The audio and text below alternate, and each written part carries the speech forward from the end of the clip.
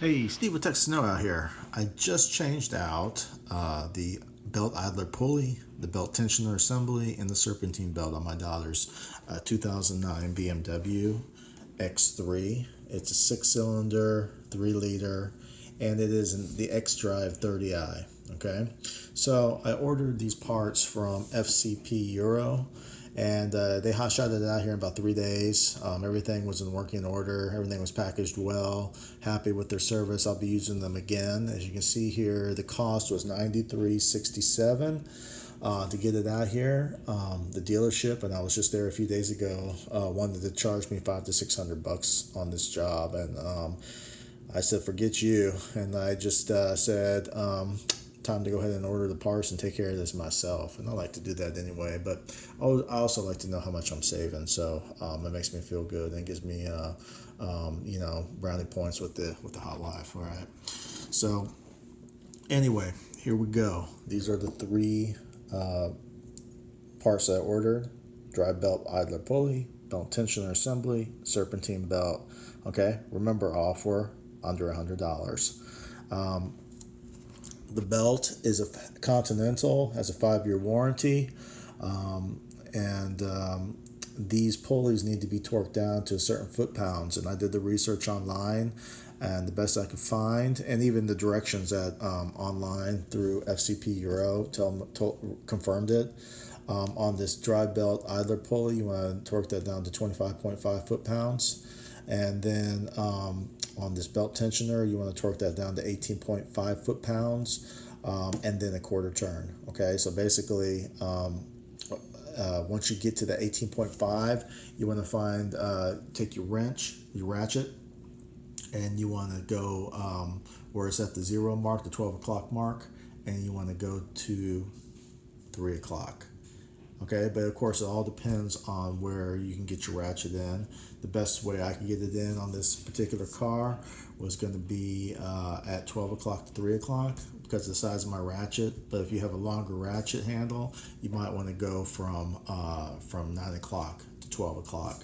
But you don't want to go past that quarter turn because it's an aluminum bolt and it's a one-time use. And I was really, to be honest with you, I was really nervous about that quarter turn.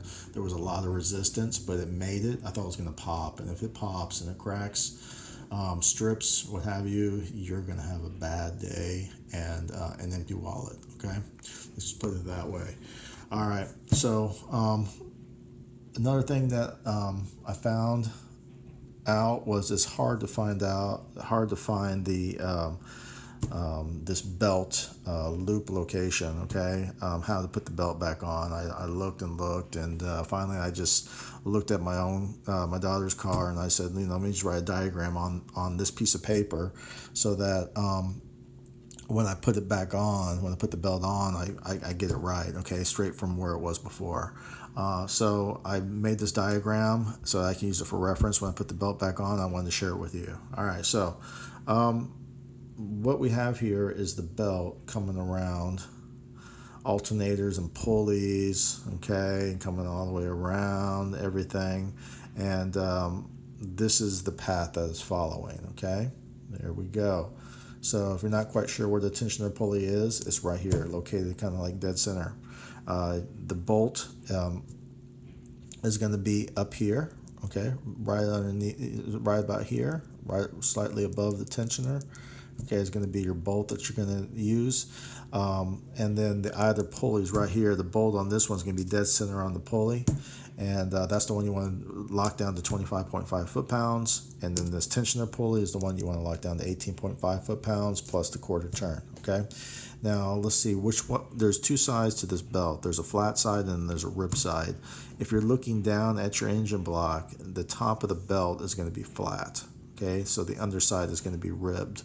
Let me get a pencil. So this top part is going to be flat, coming from here all the way around. It's going to be flat on this side, flat here. And notice when you come up around the tensioner pulley, you're going to see the rib side right here on the top side. Okay, so the top side right here of this belt is going to be ribbed coming around.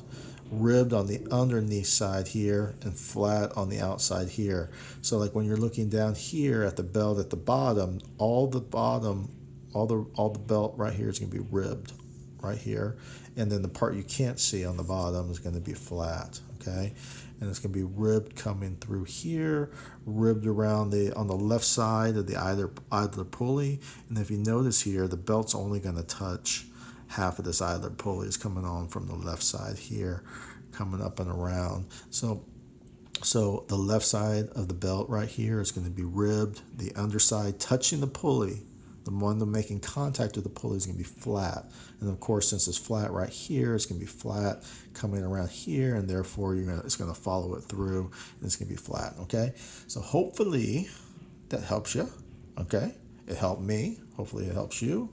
And I guess that's about it. So hopefully if you liked it, push the like button, and here's to doing things yourself, saving money, and getting some satisfaction, getting those hands dirty every once in a while.